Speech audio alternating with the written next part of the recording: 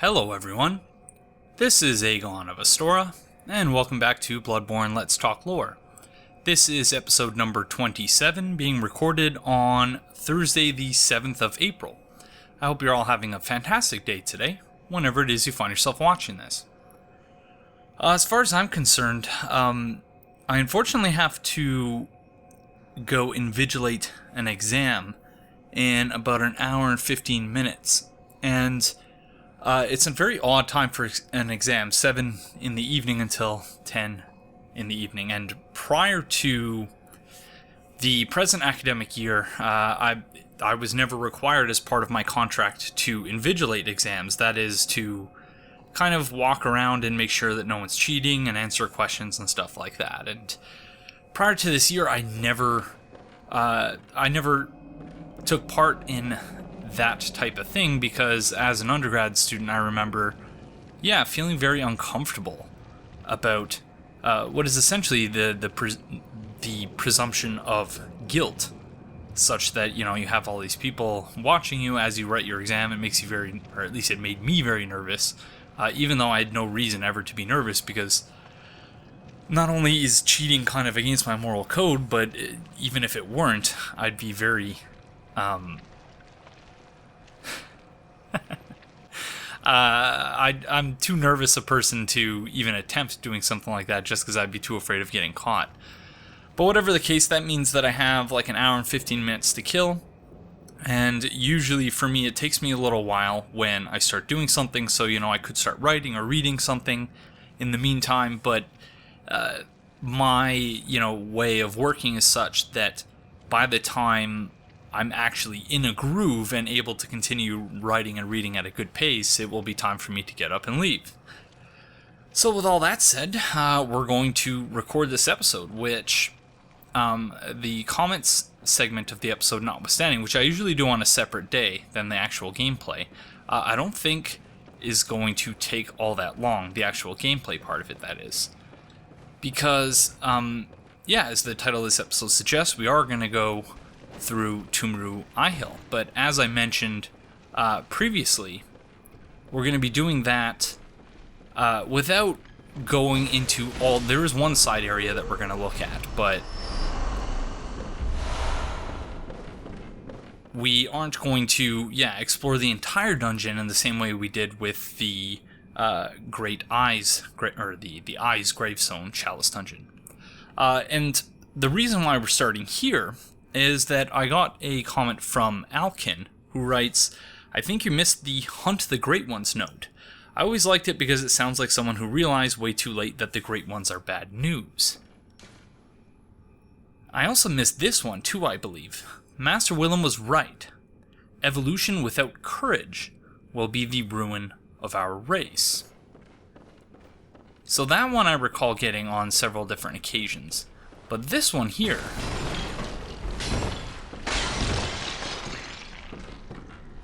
wait, where is it?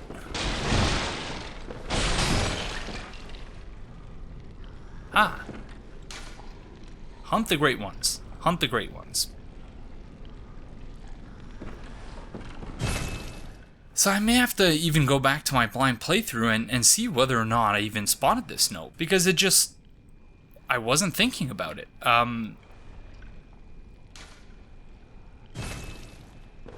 And so, it's just one of those things that... But there were so many lore... not so many, but there's a number of lore significant things in this area.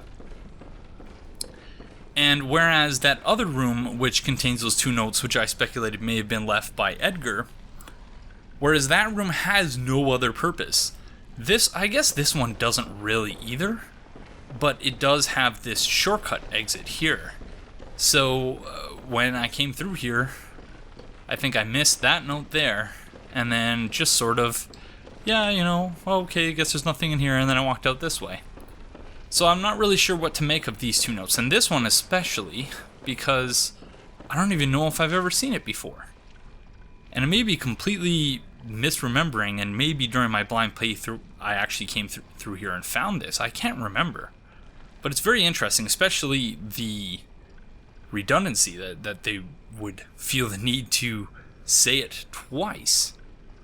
And Alkin writes, as I just mentioned, I always liked it because it sounds like someone realized way too late that the Great Ones are bad news. And so the repetition there, the second hunt the Great Ones, may, as Alkin suggests, indicate that, yeah, the person was, they wanted to add emphasis to that original point. That we should be hunting the Great Ones and not worshipping them. I'm not really sure.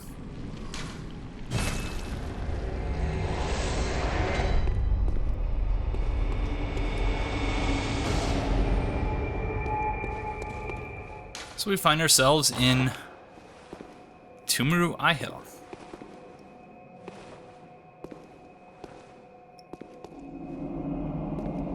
In this display here we find, if I recall correctly, in essentially all of the Chalice dungeons, or at least a variation on an altar of this sort, and I'm not really sure what it's meant to depict.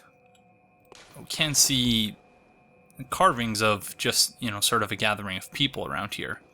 Very reminiscent, at least for me, of the famous painting, I don't know who it's by, of the Last Supper, before Jesus Christ was betrayed by Judas and brought before the Pontius Pilate for his trial.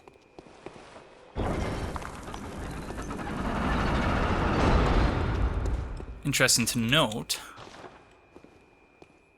something I've not yet pointed out, and honestly hadn't realized until I was opening the door just there, is that, yeah, there's a hunter's mark here. I believe this is the same door that we find in all the Chalice dungeons.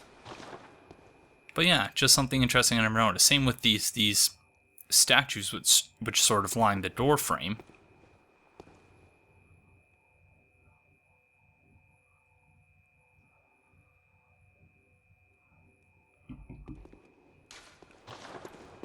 There is a very interesting and I think somewhat significant hunter's mark to be found in one of the boss rooms in this Chalice dungeon. It was brought to my attention while watching a stream of Redgrave's quite a while back.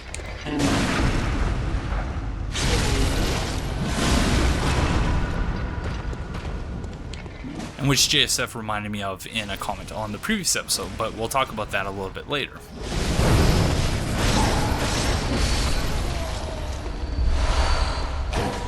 And as you may have noticed at this point, we've returned back to, I guess, the Aegon of Astora paradigm that we established in much earlier episodes. That is, just with the saw cleaver and Henrik's hat and garb, the charred gauntlets, or the charred hunter gauntlets, I should say, and the keeper leggings.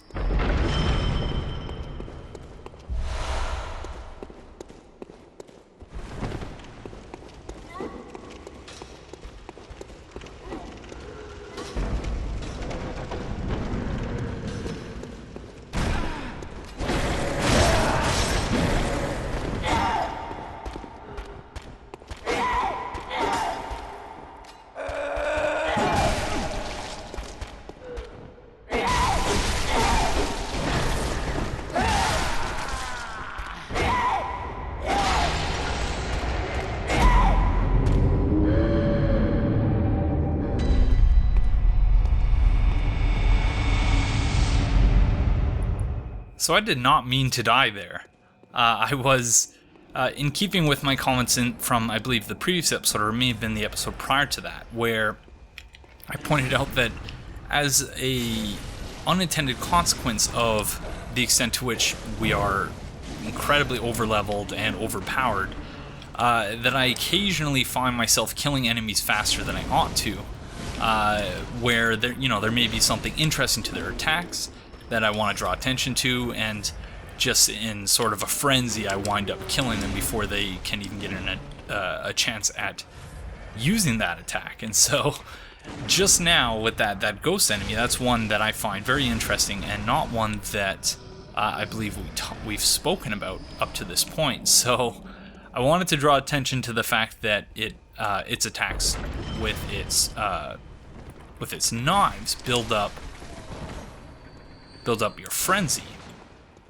Was not looking at my HP bar, and by the time I did, it was by the time I realized how much damage she was taking off, it was much too late and we were already dead.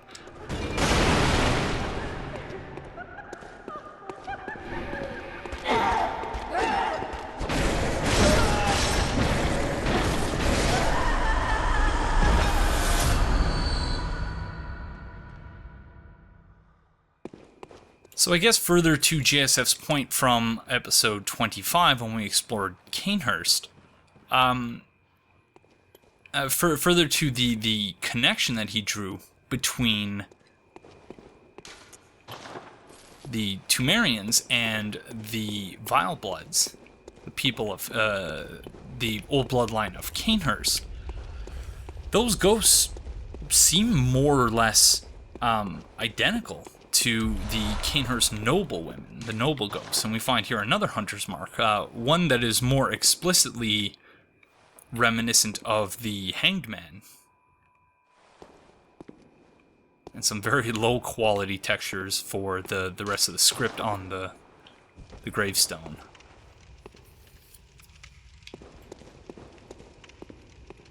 But yeah, those ghost women are very, startlingly reminiscent of the Cainhurst noble women who we find in ghost form. They use the same attacks. They're both, of course, ghosts. The Cainhurst women have a slight...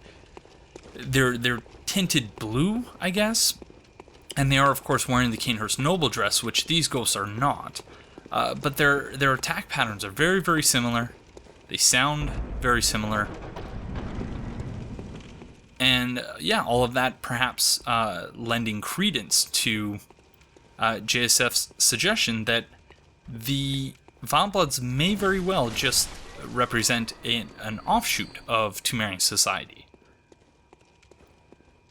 That either they were cast out from the old underground labyrinth and made Cainhurst their home, or else they just sort of left.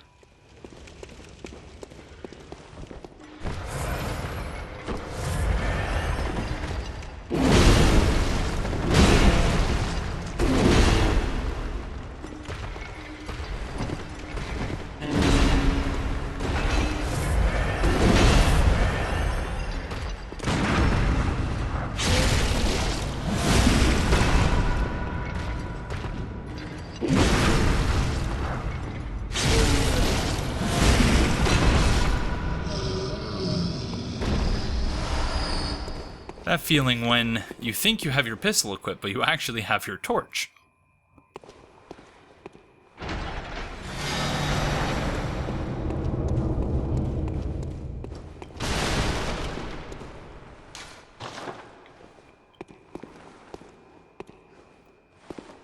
So this is something that I was very confused about at first.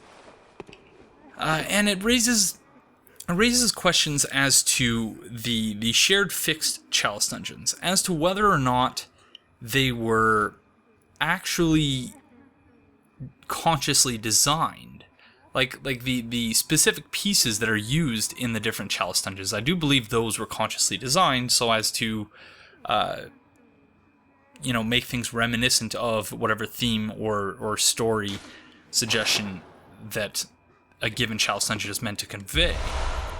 But then you see things like this, where there's a sarcophagus corpse model sort of clipping through the floor. And it makes me wonder whether they, in setting certain chalice dungeons as the shared fixed dungeon, as the story chalice dungeon, that perhaps they just created a root chalice, or created, 10 or 15 of them, and said, this one works, let's use this one. I really wonder about that. So as usual, we're doing the whole up before down, open door before closed door thing, which leads us right back to the boss door. So that's quite nice. Again, as I mentioned in the previous episode, it doesn't always work, but sometimes it does.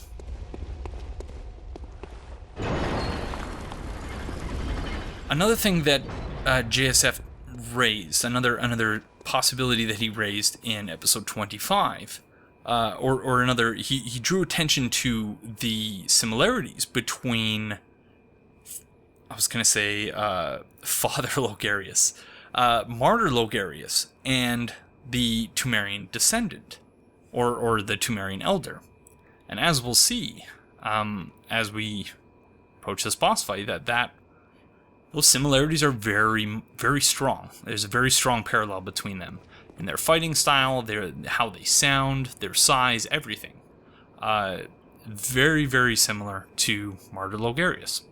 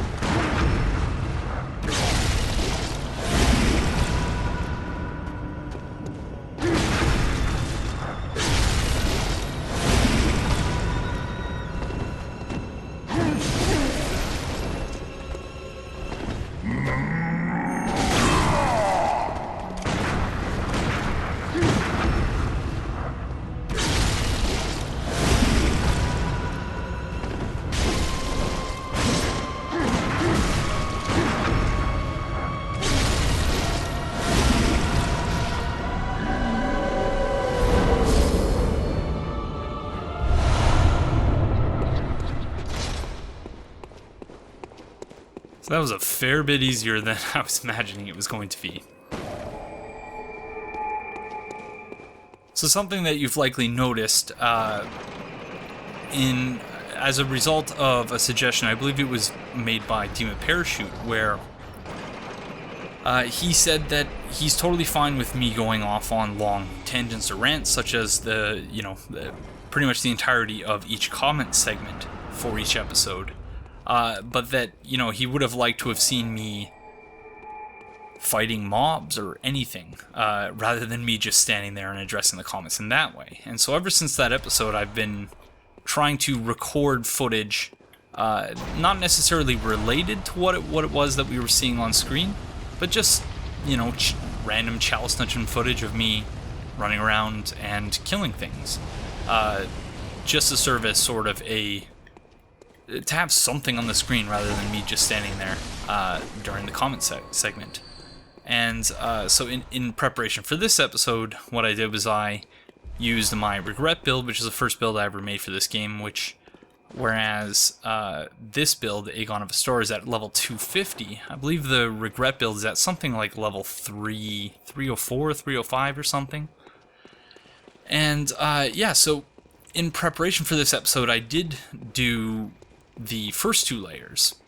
So when you're seeing me going through all of this at a very quick pace, it's not that I've done this dungeon so many times that I know it very well. In fact, I've done this dungeon very few times compared to the others, just because you have to really commit to making your way through all of the Chalice dungeons. And that means that for each build you make, you have to sort of make that conscious decision, I'm going to run through all the Chalice dungeons for this build. And so I've not done this Chalice dungeon all that much. But all of this is to say that even though I just destroyed the Pthumerian Descendant, you'll see during the comments segment to this episode that that was not true the last time. The last time I fought that guy, he gave me a fair bit of trouble. So don't feel bad if you saw me destroying him just now and thought, wow, I have never done that well against him, because I tend not to myself, so don't worry about it.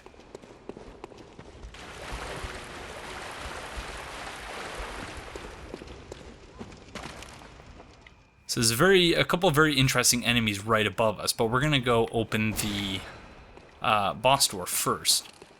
And so just like that area I spent a fair bit of time in the Greater Eyes Chalice, or the Eyes Gravestone, I should say. Yeah, there's a lot of bodies here. A lot of bodies.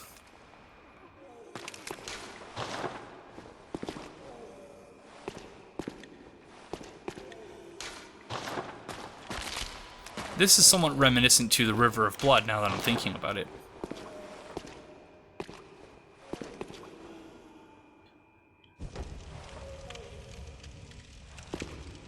As usual, it's, yeah, horrific.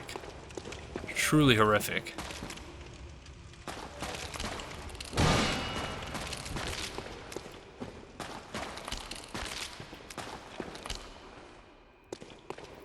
Okay, I guess there's no control down here for the elevator, so we're gonna have to go the other way.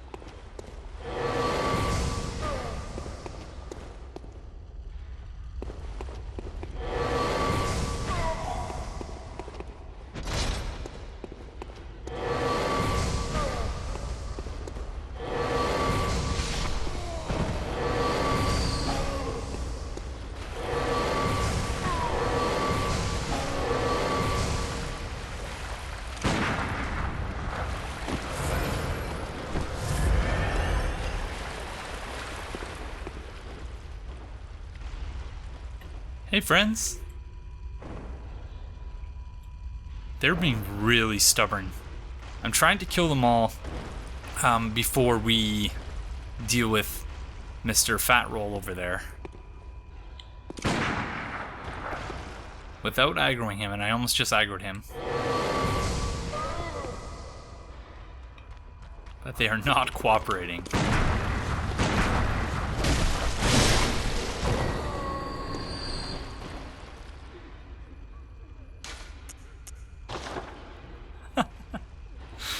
No, I'll just walk around with one speck of health. Oh, la-di-da-di-da.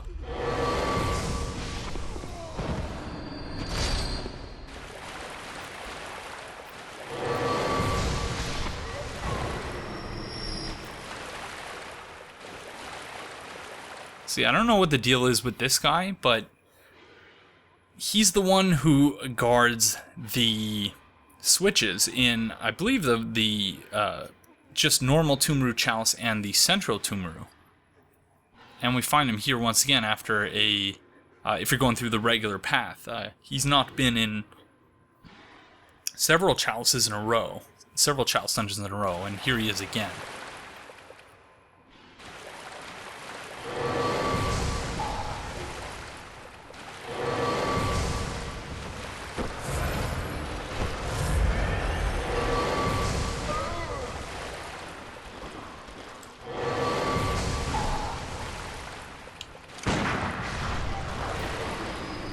There we go, finally. Hi, friend.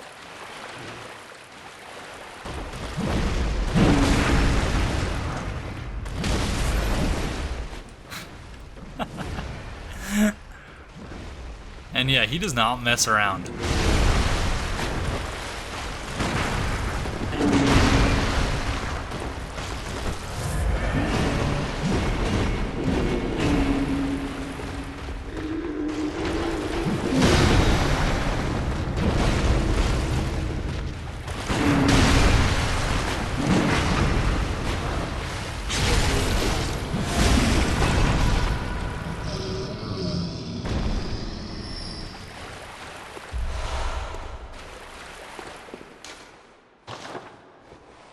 So yeah, really no idea what to make of this guy.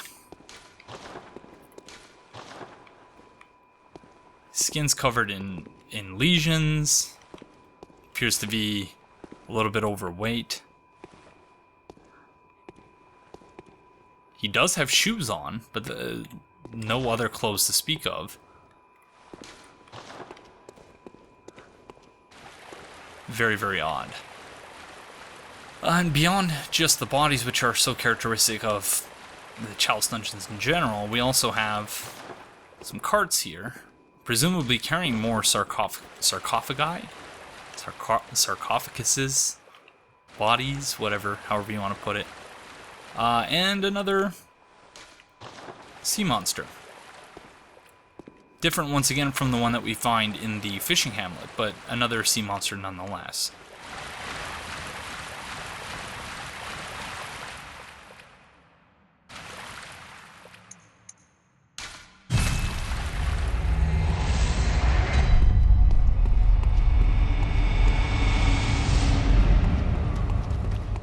Okay, so before we head into the boss door, I did want to replenish our blood vial.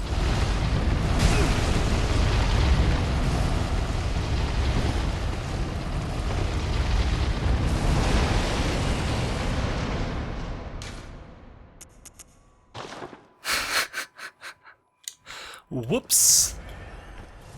Speaking of blood vials, I wanted to replenish our blood vials and our quicksilver bullets, but then I realized that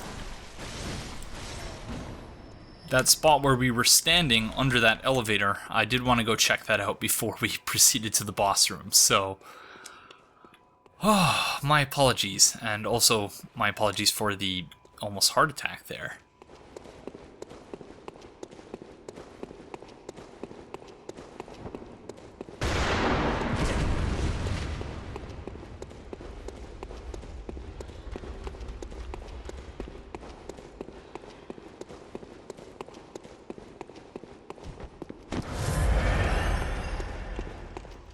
So there are a couple interesting things here that I wanted to draw attention to.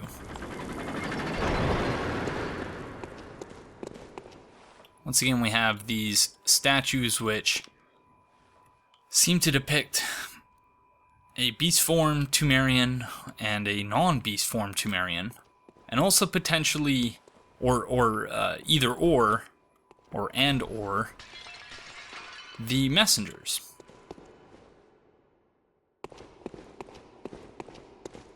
Which is very odd. And in addition to that, in the Greater Eyes Chalice, I mentioned that there was a chest sort of clipping into the wall somewhere in one of the Chalice dungeons, and while doing my there it is. While doing my run through with Regret in advance of this one, I noticed that it was actually here. So again, raising questions as to whether or not something like this was intentional, or whether the shared fixed story Chalice dungeons were just Chalice dungeons that were generated using the same sort of procedural generation that creates the root chalices, and then they just landed on one and said, okay, let's use this one. Just the way, but by the way it's clipping through the actual geography here, I'm leaning towards the latter, that this is likely just the root chalice that they landed on and decided, okay, this one will be the story chalice, the shared fix one. That's red jelly. Material used in a holy chalice ritual. Stillborn infants born of a creature of unknown origin, of the type found in some corners of the old labyrinth. So, yep, stillborn infant, which is pretty dark even for Bloodborne. That you're using that as a ritual material.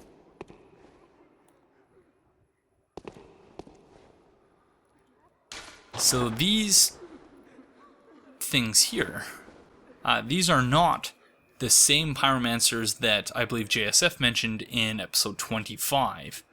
The ones who, look like they are sort of half beast. These are different ones. But interesting to note, I guess, how they conjure their pyromancies. They have a skull on the left, which looks like it has that sort of poison mist coming out of it. And on the right, it looks like they're holding a candle. And these guys do not mess around either. So, and in addition, so we're going to try and take them out. But in addition to them, you also have gargoyles here.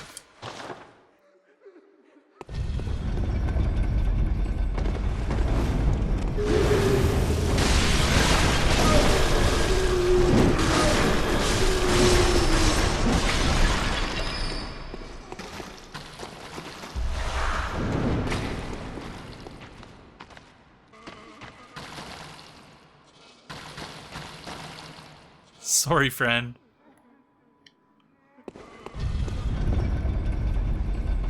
See you later. That works for me.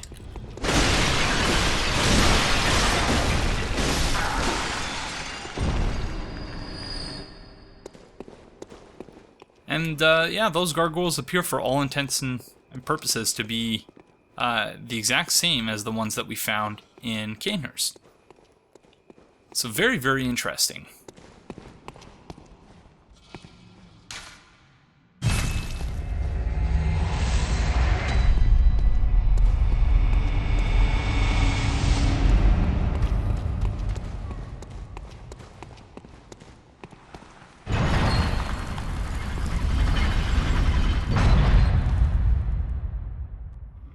I guess the trap doesn't trigger unless you actually step on the stairs.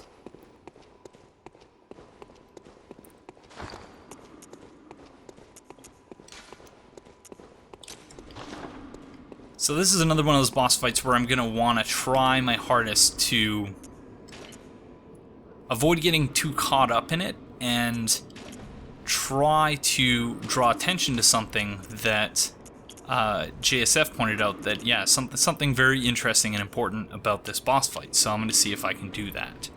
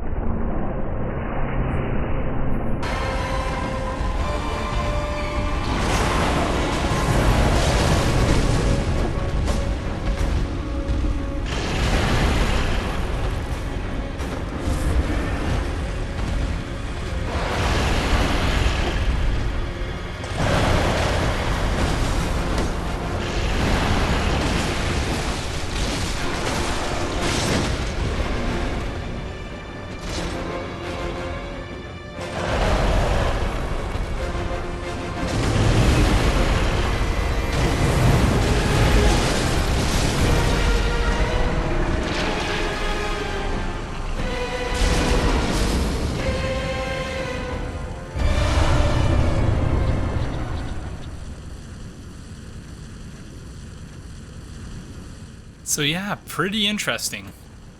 And he gave us a lot more trouble than I was anticipating he would. Which is funny because in kind of a reverse of what I was describing with the previous boss, whereas I struggled with the Pthumerian Descendant with regret with the other build, I had a very easy time with this boss, and it was flipped for the first two bosses on Aegon of Astora, the Aegon of Astora build. So we picked up the Pthumeru Ihyll Root Chalice. Root Chalice that breaks multiple labyrinth seals. Root chalices used in rituals to break old labyrinth seals are said to change the labyrinth's form each time. The Pthumerian monarch was traditionally a woman who assumed a name with classical roots.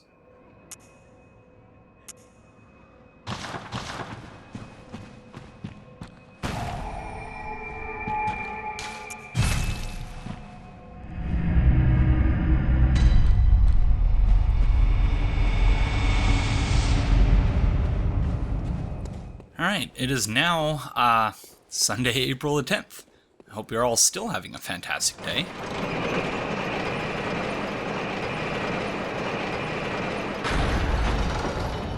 The exam went well, and I spent basically the 3 days following the exam marking all of the exams. So I am just spent. I am really, really tired. But with Dark Souls 3 being released tomorrow, and with my really old and ill-suited for video editing PC, I do need to finish recording this episode so I can start rendering it, because the rendering takes quite a while, sometimes upwards, sometimes near or close to 24 hours, sometimes more, which means that, yeah, might not be able to have this rendered on time for midnight tomorrow when Dark Souls 3 comes out, and I can't have a video rendering and record gameplay at the same time because, yeah, my computer just simply can't handle it. So, I don't know what I'm going to do, but we shall see. So we got a couple of Kin Coldbloods here, and a Bath Messenger. We find throughout several of the shared fix dungeons, but most notably, or at least most interestingly, occasionally in the root chalices as well.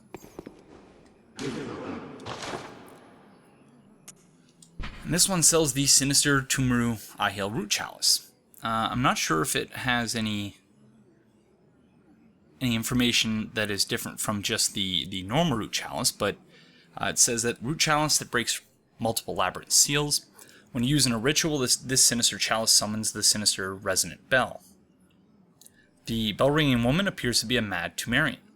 The Pthumerian monarch was traditionally a woman who assumed a name with classical roots.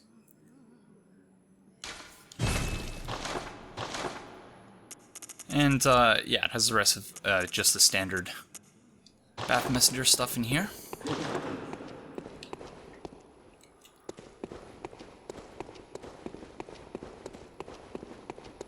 And that's something that JSF and I talked about in episode 25? Or was it 26? I think it was episode 26. That is the naming convention in terms of the Pthumerian leaders.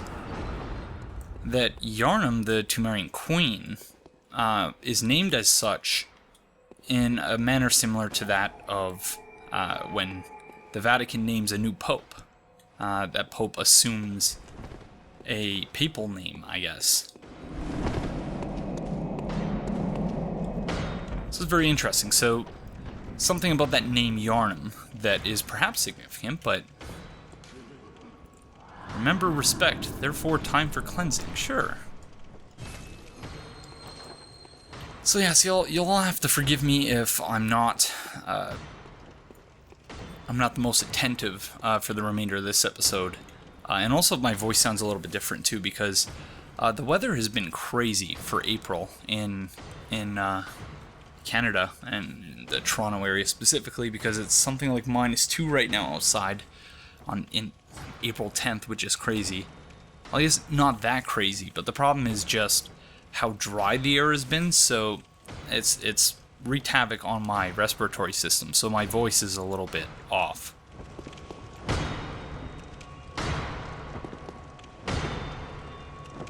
So we have Tomb Prospector Olek here.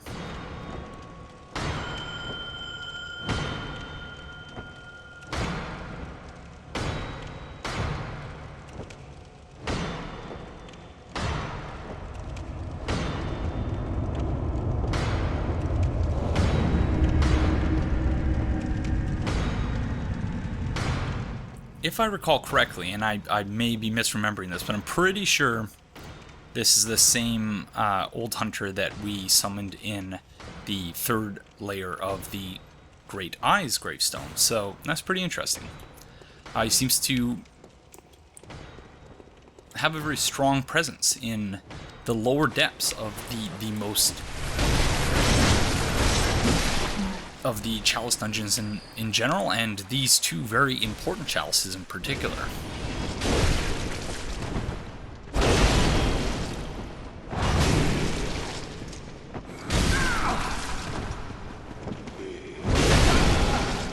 And he's either using an unupgraded weapon, or he's got like no blood gems in it, because he's doing pitiful damage, really. So he's getting about 100. If we hit him with an R1, 470.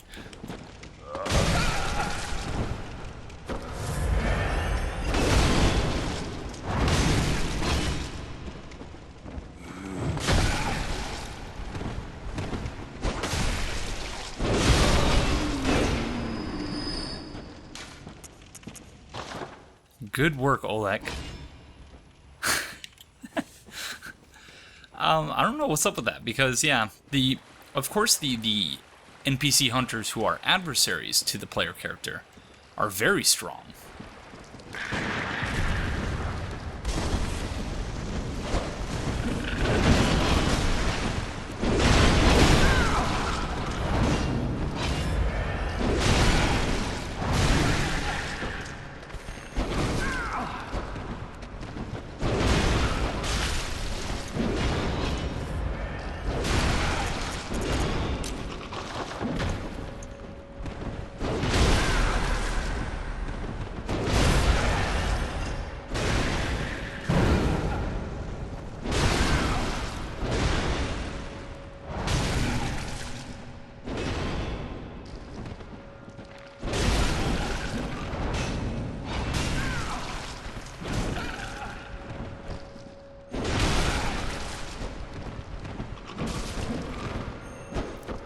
So again, I wonder if what we're seeing here in some strange Dreamlands, in a strange sort of, I guess, only in the Dreamlands occurrence. Because recall again, and I repeat this every episode, but it bears mentioning, just because I see so few people taking this possibility into consideration, but that I believe that the Chalice dungeons are not, we're not being transported to a physical place within the Waking World, but rather that the Chalice dungeons represent a Dreamlands reflection of certain areas within the old underground labyrinth. But yeah, in an only seen in the Dreamlands event, that we may in fact be seeing Tomb Prospector Olek fighting with himself. But more likely, of course, that... Dude, you gotta heal. Oh. Though it's more likely, of course, that that gear is just very standard issue.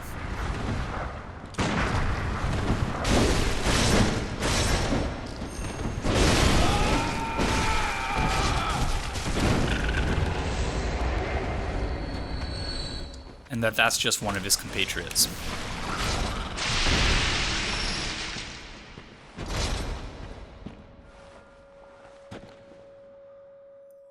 And again, just as in the third layer of the Eyes gravestone, we have Madman Valor here.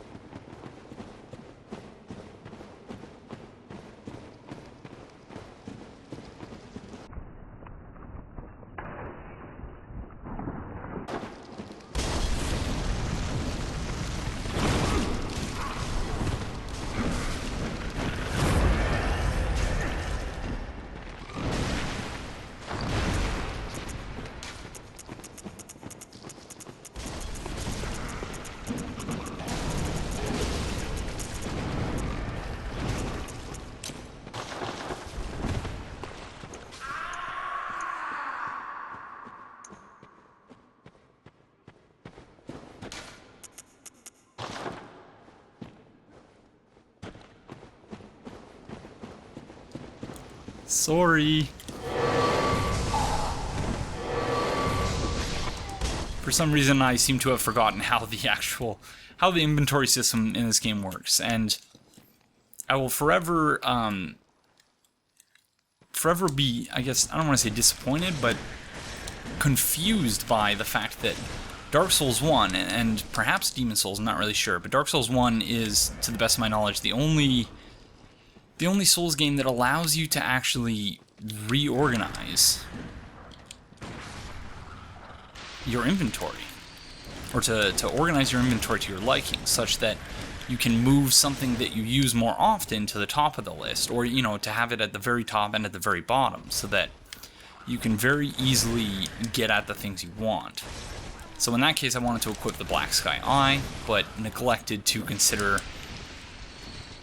its placement near the bottom of that inventory list. So I took the really long route.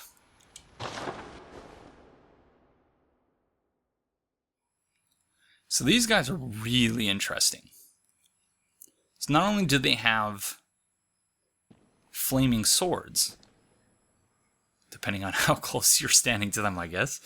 Not only do they have flaming swords, but they also have shields, which prior to the DLC appeared to be, and I guess even afterwards in terms of physical damage, appeared to be the only shields in the game that are viable for blocking physical attacks. Or at least this one has a shield. The other guy is two-handing his sword.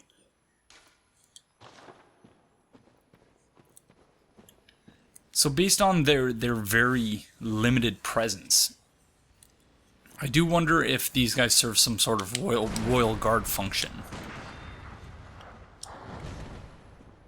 Or if they're just elite Pthumerian knights in general. Because yeah, their shields do a really good job of blocking physical damage. And they're quite formidable.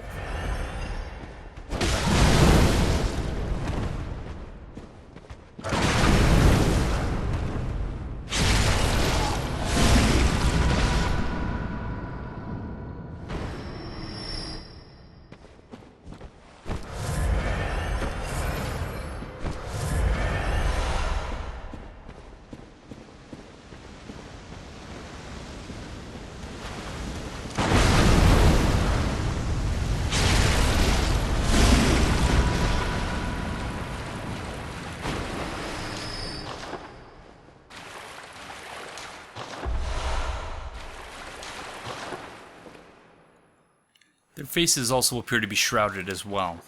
Or obscured by a shroud, I guess. But yeah, the exact same style, this very distinct pale Pthumerian skin.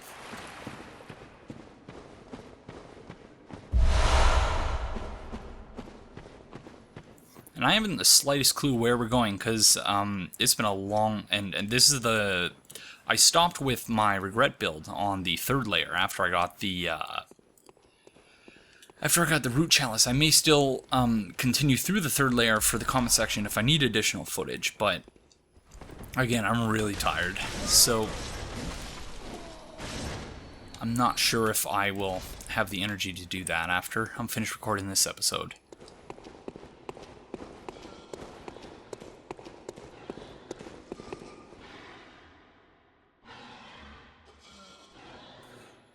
This is a pretty nasty setup here.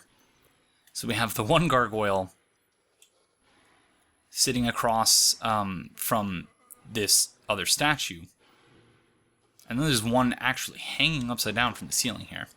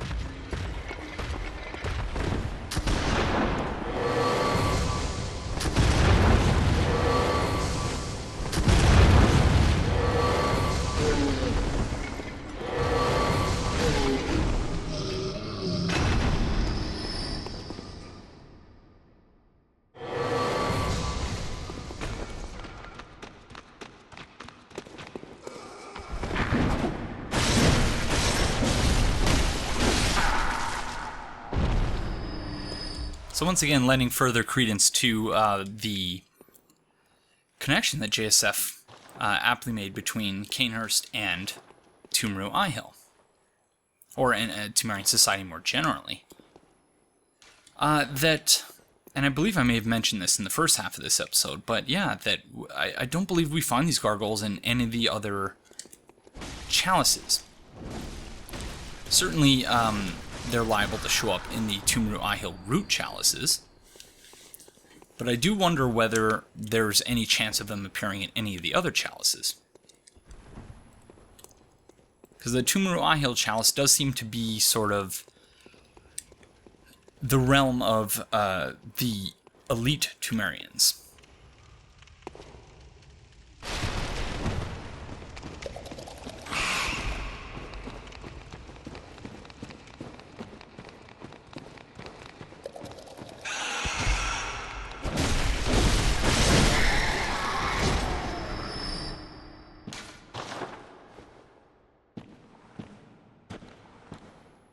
And once again, we've talked about this over and over again, but another thing that just bears repeating, that every time you kill an enemy with a visceral attack in the Chalice Dungeons, there is a small chance that a Bloodlicker will show up to clean up, to feast on the blood, thus spilled all over the place.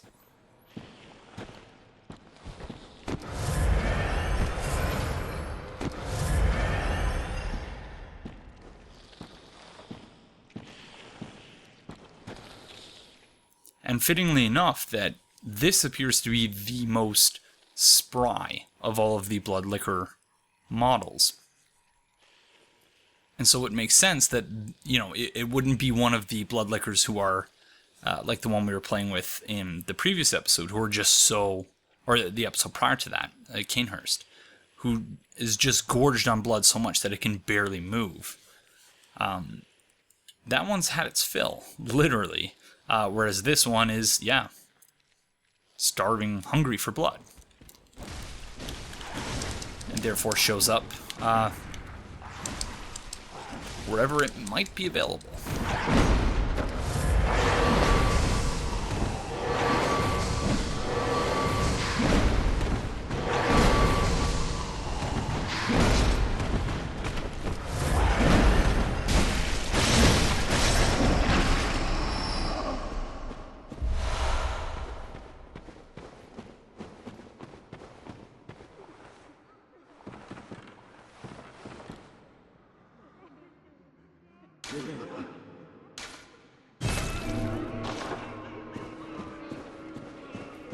Sorry to whoever wrote that note, but you shouldn't have written it right in front of the ladder.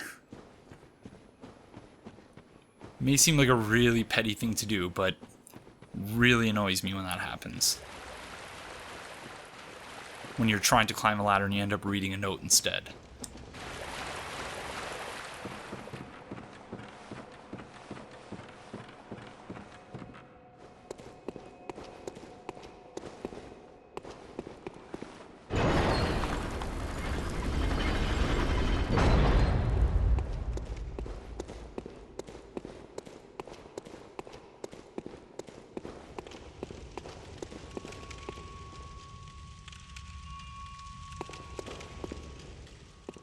I'm pretty sure that's the only summon remaining, but let's see if there's any down here.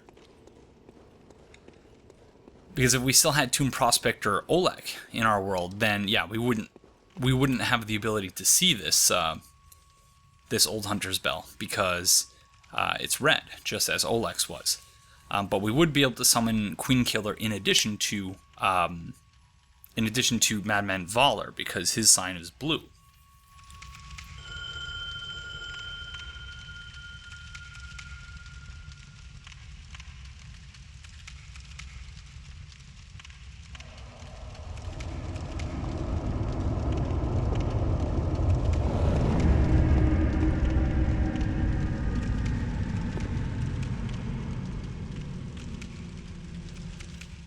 So this is really weird. He has the gold Ardeo on, which Gold Ardeo, the odd helmet worn by the band of executioners commanded by the martyr Logarius.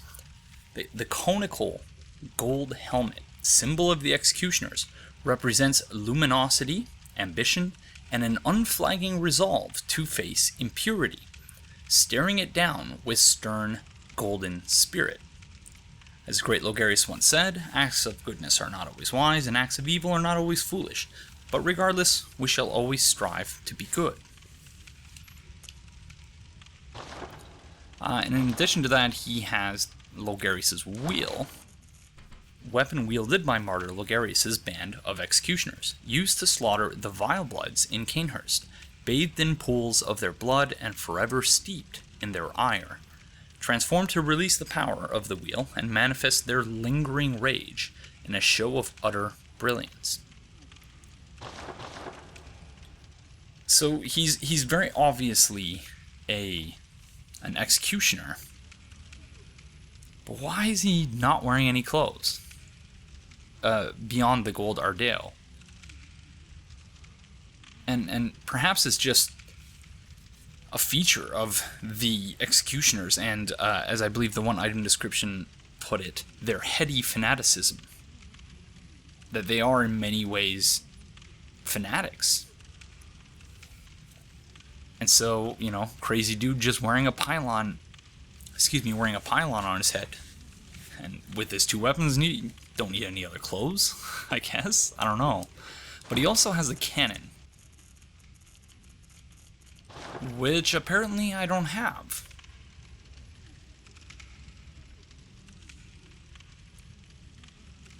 So maybe I didn't pick it up because of the whole save and restore thing that I was doing with the Afflicted Beggar, but I believe the cannon is tied very explicitly to the powder kegs.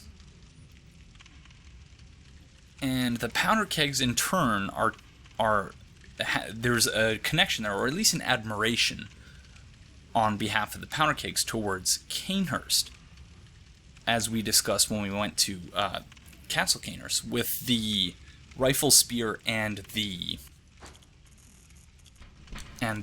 Rider Palash. So I'm just thinking out loud. I don't know if any of this means anything at all. But when I first heard, because this is actually the first time I've summoned the Queen Killer, I don't believe I've done the third layer of Pthumeru Ihyll since patch 1.07, which added all of these summons. But when I first heard about it, there was lots of people asking whether or not this was supposed to be Alfred. And I suppose it's entirely possible, but I don't really see the point in, the misdirection of giving him no clothing and just calling him Queen Killer. I seem to recall someone mentioning something about Alfred's name, how it changes, or it's listed somewhere as being Alfred, Hunter of Vilebloods, Vileblood Hunter Alfred, something like that. I don't believe, but it's possible that after killing Annalise, he kind of changes his name to Queen Killer. But either way, his presence here suggests, and once again adds further credence to JSF's suggestion that, there seems that Cainhurst, the Vilebloods, seem to have their origins in Pthumeru, or Pthumerian society. So, we're going to see what he can do. We only have 16 blood vials and 5 quicksilver bullets, and there are a number of her attacks that I want to draw attention to. So, we're going to go into this fight with the expectation that we're going to die and do it again. Just because I want to make sure that, we don't miss anything. And I'm very interested in seeing how well the Queen Killer fares for himself.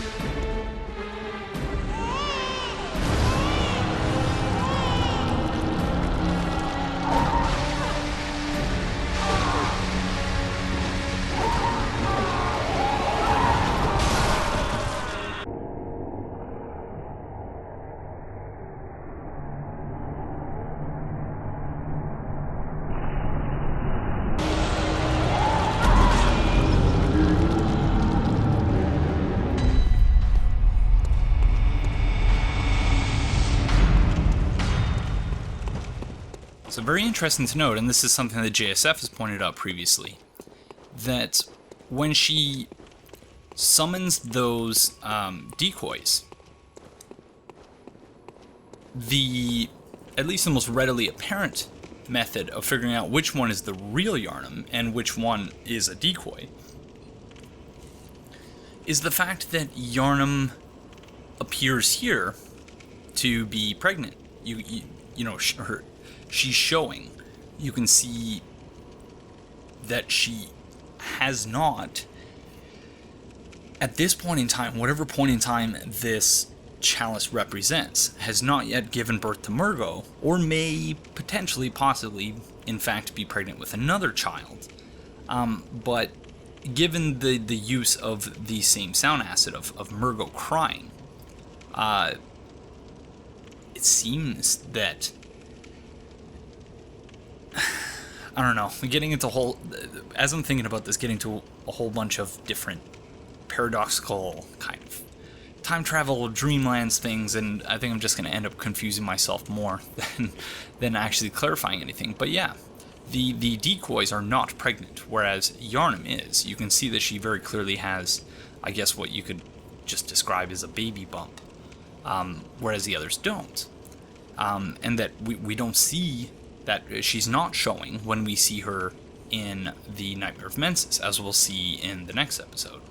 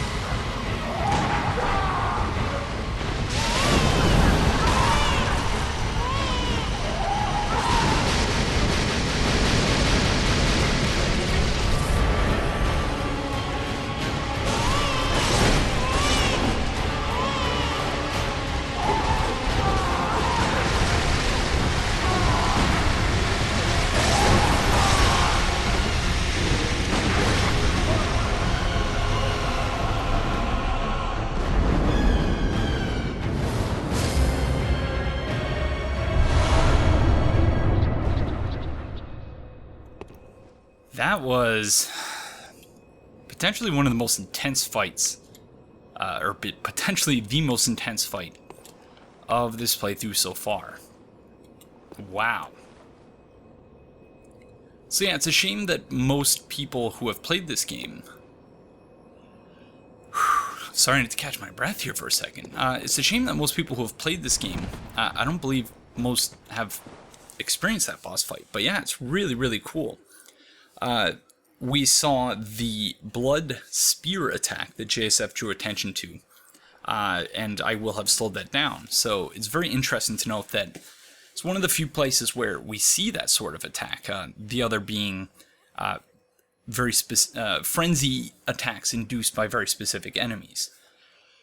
The other being that when she does that attack, which sort of rains blood down upon you, that I couldn't, it took me a minute to figure out what was happening, but I seemed to be dodging all of her blood projectile attacks, and yet for some reason I was still getting poison buildup. And the reason is that, yeah, she has blood essentially raining down upon you. And that blood is, of course, vile. Or at least impure, if not specifically vile in the vile blood sense. Something else that's really interesting about this, I guess, tomb type thing here in the middle, is that there are Pthumeru Ihyll root chalices that have what is essentially the exact same third layer boss room, but with this sort of obelisk type thing lopped off the top. And right in the center, there is a hunter's mark. So suggesting perhaps that the room in which we fight Yharnam is the resting place of either one or many Paleblood hunters. This is something that Redgrave pointed out in one of his Bloodborne streams, and that JSF and I discussed. I can't remember if that was on camera or off camera, but yeah, it's really interesting. And the whole Murgo's presence, like whether he's in her womb or whether, you know, that's another child of Yharnam, I'm not really sure. But we also picked up the Yharnam stone. The item description for which reads, a sacred heirloom left by Yharnam, Pthumerian queen. The queen lies dead, but her horrific consciousness is only asleep, and stirs in unsettling motions. So very much like the queenly flesh. The vile bloods are something about them, or something about their blood, their lineage, that makes them in a sense immortal. And yeah, this is very reminiscent of the Yharnam stone. And it says that the queen lies dead, but her horrific consciousness is only asleep, and stirs an unsettling emotion. So that really, in a way, invokes the queenly flesh. But you can see sort of an arm. It looks almost like a fetus. But I don't know. I know that many people have come up with many ideas for the Yharnam stone, and again, that's something that I probably should have looked up before I started to record this episode, but time is very much at a premium for me right now, so I'm looking forward to hearing any thoughts that you all might have about it.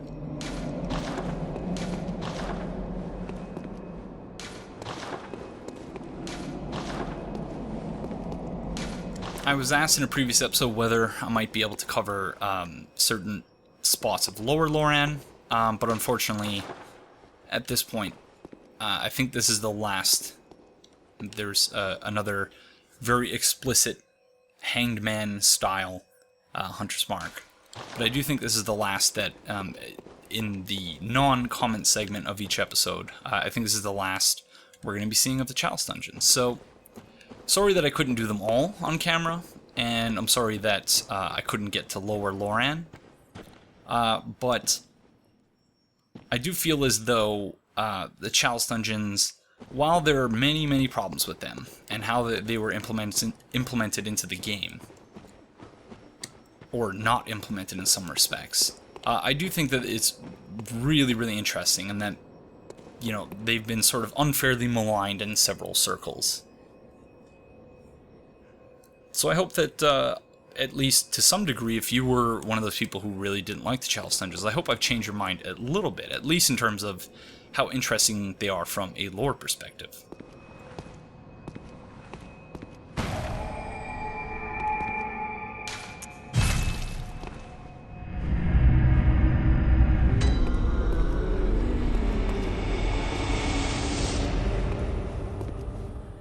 Alright, well, time to move on to the comments. And as usual, I want to thank everyone for leaving very kind and thoughtful comments on the previous episode. Unfortunately, not all of the comments were kind and thoughtful, but I'm going to try and ignore those that were not. But with all that said, we have a comment which is, I believe, from an earlier episode. I, for some reason, didn't make note of that here, but I've been forced in the last 5 or 10 episodes, as the comment section has grown, to focus almost exclusively on the comments from the episode prior. But I made an exception in this case just because this was the comment that really it led to a eureka moment for me in terms of how we understand the difference between the realm of the Great Ones and that of humans like us.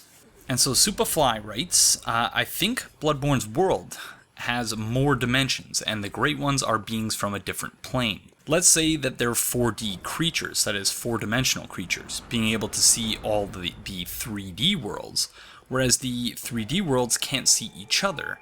Maybe that is how you summon people in this game. So this reminded me of a segment from Carl Sagan's Cosmos, 1979 documentary series. It was 10 episodes. This was actually from episode 10 specifically, titled The Edge of Forever, where he talks about a place, where he describes a place called Flatland. And I would have, as usual, like a little video thing in the corner, and so that you could click on it and go to the video. But I've mentioned in the past that this is not my first YouTube channel, and that my previous YouTube channel was had a lot of really highly viewed videos. And I may or may not have mentioned that the reason I stopped using that YouTube channel was in part just because it conveyed a conception of science that I no longer personally believe in. So there was that. But also, I had a lot of videos that centered around Carl Sagan. For those of you who aren't aware, Carl Sagan was an astronomer. And what I've argued in the past is that he was the first celebrity scientist, however you want to put it. He was basically, in 20th century North America, the first, really prominent scientist that the members of the public could actually recognize. So I had this YouTube channel that was centered around recreating and putting a more modern spin on some of his older content. And unfortunately, that ran up against his estate, an estate that is very, very aggressive about issuing copyright strikes and takedown notices. So I have linked in the video description the best video I could find on YouTube for that segment. And unfortunately, even then, it's not very good. Like, it's stretched to 16:9, even though it's actually only 4:3 aspect ratio. They're weird. I think there's an intro that makes no sense in the context of the video, but basically, I linked the best possible video I could find because I imagine that the rest of the videos are being taken down by his estate. So you can check out that video if you want, but in lieu of doing that, I thought I would read a couple paragraphs from Carl Sagan's Cosmos, the book version, which touches specifically on this subject. So this is from the 1980 version of Cosmos, that was published by Ballantine Books. And I'm starting on the last paragraph on page 217. In discussing the large-scale structure of the cosmos, astronomers are fond of saying that space is curved, or that there is no center to the cosmos, or that the universe is finite but unbounded. Whatever are they talking about? Let us imagine we inhabit a strange country where everyone is perfectly flat. Following Edwin Abbott, a Shakespearean scholar who lived in Victorian England, we call it flatland. Some of us are squares, some are triangles. Some have more complex shapes. We scurry about, in and out of our flat buildings, occupy with our flat businesses and dalliances. Everyone in flatland has width and length, but no height whatever.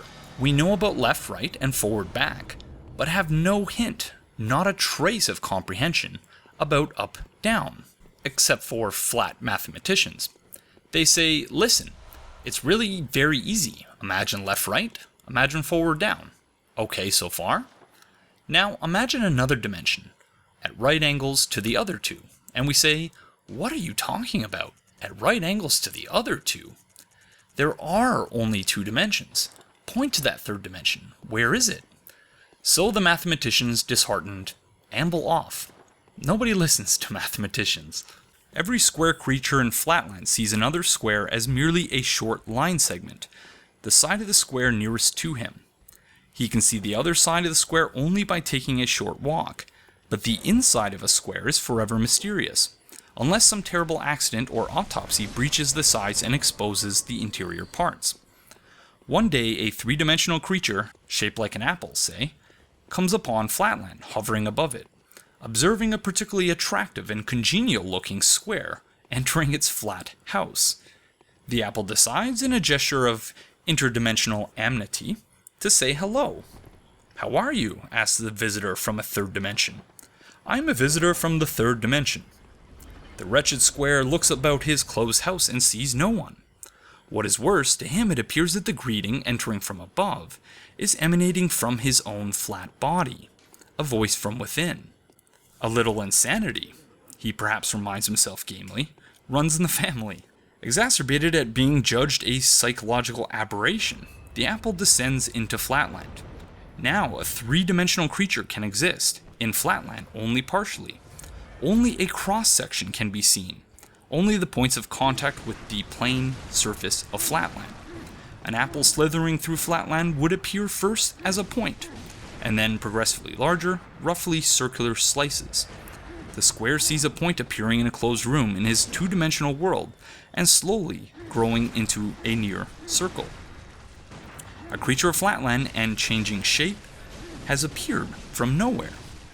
Rebuffed, unhappy at the obtuseness of the very flat, the apple bumps the square and sends him aloft, fluttering and spinning into that mysterious third dimension. At first, the square can make no sense of what is happening. It is utterly outside his experience. But eventually he realizes that he is viewing flatland from a peculiar vantage point, above. He can see into closed rooms. He can see into his flat fellows. He is viewing his universe from a unique and devastating perspective. Traveling through another dimension provides, as an incidental benefit, a kind of X-ray vision. Eventually, like a falling leaf, our square slowly descends to the surface. From the point of view of his fellow flatlanders, he has unaccountably disappeared from a closed room and then distressingly materialized from nowhere. "For heaven's sake," they say, "what happened to you?" "I think," he finds himself replying, "I was up." They pat him on his sides and comfort him. Delusions always ran in his family. In such interdimensional contemplations, we need not be restricted to two dimensions. We can, following Abbott, imagine a world of one dimension, where everyone is a line segment, or even the magical world of zero-dimensional beasts. But perhaps more interesting is the question of higher dimensions. Could there be a fourth physical dimension? So that's how Carl Sagan, in the context of the 10th and final episode of Carl Sagan's Cosmos, The Edge of Forever, that was how we introduced the idea of the fourth dimension. And thanks to Superfly's comment, it occurred to me that also applies to Bloodborne and the realm of the Great Ones. And throughout much of the playthrough, I've been talking about the realm of the Great Ones as being somehow incomprehensible to us as humans.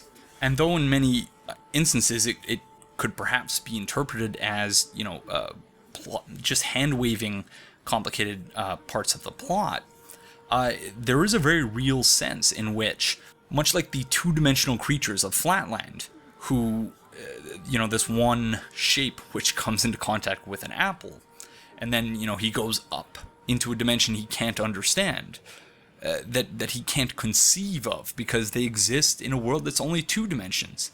So in the same way, when we go to the Dreamlands, we're sort of in the realm of the Great Ones, but we're there in a way where, we can kind of comprehend what's happening, but at the same time, it's so foreign and so outside of our usual experiences that there will always be aspects of it that we simply can't understand. So yeah, I hope that makes sense. I thought it was a really interesting parallel. And certainly I think the notion of Flatland really, at least for me, helps me think about this very fundamental distinction between the realm of the Great Ones and that of humans. So thanks again for that comment, Superfly. Very, very apt and helpful. Just the Guy 500 writes, the Mensis ritual conductees locking themselves into chairs always struck me as though they're aware they're going to see, hear, and feel unspeakable things and sensations in the course of their ritual. They understand if they were free, they would try to escape in their madness, kind of like how the petrified people of Yharnam were frozen while frantically crawling on and around the edges of the streets. So they restrain themselves while lucid.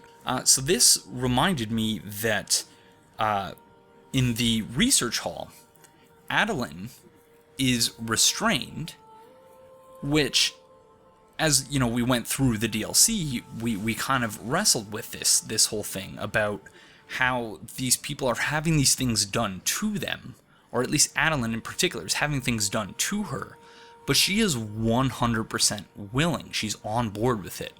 So in that sense, the restraints, it's hard to even call them restraints because they are voluntary, but even then, the idea of informed consent is problematic, just given the nature of the context in which we find her. But certainly, this is a very real possibility that the Mensis scholars, before they started doing the ritual, they knew how important the ritual was, and they wanted to make sure that they didn't all of a sudden have second thoughts when stuff started to go down and things started getting crazy, and then, run away. So they restrain themselves in order to force themselves to actually see it through to the end. Whatchamacallit writes, Bloodborne essentially confirms that Patches is a trans-dimensional being that likes to screw over powerful but foolish people who help fix the world. I'm certain that his actual form is the Spider-Man we see in the game. More seriously, I've wondered if the captive corpses we found in the room where we teleported were Murgo's attendants. There's really no evidence indicating that they're those enemies, but I really have no other explanation for Murgo's attendants looking like people. So yeah, that's very interesting. Certainly, I can't think of any better explanation for Murgo's attendants, insofar as we're to reject the notion that perhaps they're constructs who don't actually didn't emerge from people actually living in the waking world, whether the old underground labyrinth or otherwise. But yeah, that's very interesting. Existential Octo writes, I'd say it's more likely that she killed herself, that is, speaking of Sister Gascoigne, considering the fact that she's face down and a few feet away from the ladder. If she'd fallen off the ladder, she'd be on her back. I also found it odd on my first playthrough that the ribbon is clean when you find it. My first thought when I saw this was that she had licked it clean, due to how weird she was acting before. All things considered though, she probably just washed it. Existential Octo continues on the subject of the constraints. The purpose of the bindings could be to prevent convulsions while the cage is having its effect. I imagine that whatever a living subject perceiving the Nightmare of Mensis would experience could cause convulsions, perhaps similar to ECT therapy here in the real world. ECT, a therapy involving electricity passing through the brain, induces powerful seizures. Before the necessary anesthetic was developed, patients had to be strapped down, as they could easily break their own bones if left to convulse. Although the School of Mensis did have blue elixirs that could have been used for this purpose, blue elixirs numb the brain, which would probably make the subject less capable of making contact with the nightmare, making restraints necessary. That point only really applies to Mikolash, to be honest, as he is the only one with bindings that would prevent self-harm. I agree with Just the Guy 500 in that the others were only constrained by their necks to prevent them from trying to escape from the horror of the cage. It's kind of like that legend of the man who wanted to hear sirens singing. He was willing to let the crew of his ship tie him to the mast so that he couldn't jump in the water when he heard the song. He didn't want to drown, he wanted to hear the song. When the sirens did sing to him after the crew sailed out to them, he begged to be united, but the crew wouldn't let him because they knew he'd die. The crew had cotton in their ears so that they wouldn't jump in too. A similar situation appears to be represented here. The people in the chairs may have submitted willingly, but also chained themselves so that they wouldn't try to escape once they put the cage on their head. And Existential Octo also writes that Murgo's attendants may be the children that had the cages on their heads. It's a possibility based on the size and the assumption that all those who had the cages now reside in the nightmare. Mark Pons points out that the spider eyeballs, I believe as I call them, aren't pinned to the ground by a stick. That's a stem growing from them. The same type of foliage we find outside. Very interesting. JSF writes, the beast mechanic you're describing is reminiscent of Demon Souls. You had two forms, body form and soul form, and then a stat called character tendency that went from black to white. Killing NPCs and other players shifted you towards black, while killing black phantom enemies and invading players shifted you towards white. When in soul form, your tendency would affect your stats, with black making you better at invasions, while white made you better at co-op. This is actually fairly close to how Beasthood works in the game, with it granting you bonus damage while causing you to take more damage in return. JSF points out that the Japanese item description for the lecture theater key specifies that the hall is part of Bergenworth, and JSF shares his Patch's headcanon. When the lecture hall was pulled into the nightmare, the scholars got scrambled and turned into spiders. Patches stayed sane-ish, and is now continuing his research in his old study. For all we know, one of the Garden of Eyes in Bergenworth is the other half of them. Also, going way off topic here, there was an NPC behind a wall in Yharnam in the alpha build, who you could ask about world details. I've never seen footage, just stills, but it strikes me that this might have been Patches, since it matches the way he appears behind windows later on. The notes could just date from when the lecture hall was being used as an actual lecture hall. They were on the cusp of figuring everything out when it got shifted in the Dreamlands, so their old notes are still there. Other instances of those spears, Yharnam's blood attacks, as we just saw, and the Pthumerian Elder's flame attack. Regain doesn't mean the thing you're attacking is biological, it's meant to be a psychological getting back into the fight thing. We get it from the ghosts in Canehurst, who are ghosts. I think the fact that marionettes don't give regain is just to stop you from exploiting them to regain heal during the Mikolash fight. So that's very interesting and something I hadn't really considered. And so, just once again, and I bring this up every couple of episodes, but it's another thing that just bears repeating and keeping in mind, that perhaps the whole regain on the marionettes thing, which I was so certain had lore significance, that maybe it lies below this diminishing returns line that we established in terms of integrating gameplay and story. Dezo Penguin writes, your initial comments on the beast transformation are interesting, because you point out one of what I think is the most overlooked aspects of the hunter's dream. The Paleblood hunter is immune to everything. We cannot become blood drunk. No matter what we may do, we're always in complete command of our actions. The player character does whatever the controller tells him or her to do. We cannot go mad, no matter how much horror and eldritch knowledge we absorb.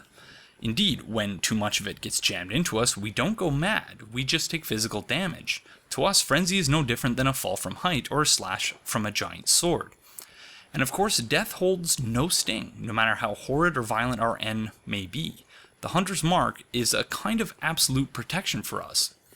I've always felt that this was the initial purpose of the Hunter's Dream, and why Lawrence and Gehrman summoned the Moon Presence. The DLC helped to codify this by giving a specific reason why they would do this. The old hunters were seized by the nightmare. Ludwig's militia draft of Yharnamites was not up to the job, and the scourge of beasts was running wild. So in desperation, Lawrence and Yharnam used one of the umbilical cords, no doubt found in the old labyrinth, and beckoned the moon presence, and it answered. It answered their wish, creating a means by which a hunter might be able to stand up to beasts, even to the very great ones themselves. But whether out of evil will, or more obscure reasons, the means of fulfilling that wish has differed. The fact that the choir bells found in the Nightmare of Mensis suggests to me that Redgrave has the time frame wrong of the Mensis-Choir divide, that Mensis split off from the choir, possibly following the fishing hamlet incident or the imposition of the Curse of Kos, and therefore they still have some choir stuff like the choir bell and Augur of Ebertoff's around. I like to think of Mensis as a group that rejected Lawrence's path of using Old Blood as a medium for enlightenment, and instead returned to Willem's path of eyes on the inside, also reflected by the use of the student uniform as Mensis attire, as a symbol of their allegiance to the Byrgenwerth path, perhaps. So that's very interesting, because that would, even though I mentioned in the previous episode that we would certainly have to modify these flowcharts to kind of make them applicable or to reflect all that we've learned in the aftermath of the DLC. But it would go from looking like this to looking something like this? I'm not really sure, but it's a very, very interesting possibility. Scion95 replied to Desert Penguin, stating that the item description for the Upper Cathedral Ward key specifically says that the School of Mensis are part of the upper echelons of the Healing Church. So I don't think the School of Mensis could have rejected Lawrence too strongly, otherwise they wouldn't be really high-ranking members of his organization. When someone starts a religion, you don't become his bishop when you disagree with him entirely, unless you're really good at acting. I don't know how or why they seem to be using Byrgenwerth's stuff, though. Like, did they just find the lecture hall in the Nightmare and move on, or did they move it there? Was it all an amazingly large-scale college prank? Imagine being Willem and suddenly Mikolash comes back and takes the entire lecture hall. And however it got there, why are they using it? Convenience? Nostalgia? A sign of loyalty towards Willem? Or spite towards Willem, basically saying, haha, it's ours now. The choir seems to like Willem, though. Yuri's definitely a member of the choir, but she hangs around what's left of Byrgenwerth. Alfred's seemingly just a simple church hunter/executioner, and he has nice things to say about Byrgenwerth as well. So I think the enmity between Byrgenwerth and the church is a lot more one-sided. It's not eyes versus blood, it's eyes without blood versus eyes with blood. Namanicha writes, I think using the word transplanted when talking about the lecture building is incorrect, as it didn't physically move there in the traditional sense. While the dream world is a place, it's not just an area you can move things to. The word transplant, at least to me, implies physically removing something from one place and moving it to another. That there is some form of transit when moving from A to B. If the lecture hall is supposed to be in both the waking world and the dreamlands, it can't just have been moved there, as I'm pretty sure there's no place where you can have 1 foot in the waking world and 1 foot in the dreamlands. To me, it would make more sense if the lecture hall was in the dreamlands and only in the dreamlands, and then it was the amygdalae that were in both the waking world and the dreamlands. This is further supported by the item description, adrift in the nightmare. It's not just connected to it, it's inside it. So again, this is something that I've talked about a number of times, so I'm not going to spend too much time on this, but recall that when we look at the item description for the lecture theater key, there are a few really crucial words here. The first being today. There's no point in beginning a sentence with the word today if the subject of that sentence is the same. If the everything about that subject is identical to the way it was the day before that. So that is to say, to begin a sentence with today, you are in that sentence conveying that something about today is different than it was yesterday. So the sentence reads in full, today, the 2-story lecture building is adrift in the nightmare, but once it was a place of reflection, where scholars learned of history and archaeology. So unless Byrgenwerth somehow specifically situated their lecture building in the Nightmare, in the Dreamlands, then the today in the sentence, to me, indicates that today it is in the Nightmare, but yesterday, and I don't mean this in a literal sense, but today it's in the Nightmare, and yesterday it was not. So even though earlier in the playthrough I disagree with the notion that the lecture building could have been pulled into the Nightmare, today I'm thoroughly unconvinced by arguments to the contrary, but maybe that's just me. The MMO bro writes, is the brain of Mensis actually a great one? Or is it the Mensis version of the choir's Celestials? The answer to your question is yes, that the brain of Mensis is a great one, and the living string item description makes specific reference to this. It says that even still it is a legitimate great one. Although, again, as we've established in previous episodes, the line that separates Great One from kin to the Great Ones is not a really clear-cut thing. So, according to the item description, which is the most objective voice in the game that we have, the closest thing to an objective narrator in the game, that the Brain of Mensis is, quote-unquote, a legitimate Great One. Redgrave writes, the thing is that Logarius doesn't use a scythe, he uses a pick. He wields it with the intent of piercing, not slicing. We do see Nightmare Executioners in the Hunter's Nightmare wielding large axes. So it's not entirely impossible that some of the Executioners may have also used Hunter axes, the description for which even states that some Hunters take the roles of Executioners. Alfred also has a Kirkhammer in addition to the wheel, which is more evidence of a variety of weapons being used by the Executioners. But that's going to do it for this episode, so thank you all very much for joining me, and I will see you in the next one. Bye-bye.